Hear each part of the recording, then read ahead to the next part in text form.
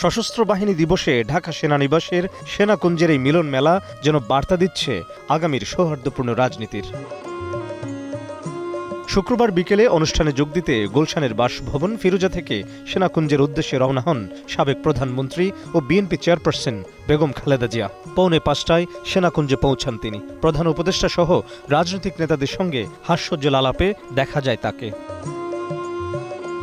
অনুষ্ঠানে ছিলেন জামায়াত আমির doctor Shafiqur Rahman, NCP আহ্বায়ক নাহিদ ইসলাম সহ ফেসিবাদ বিরোধী রাজনৈতিক দলের নেতারা।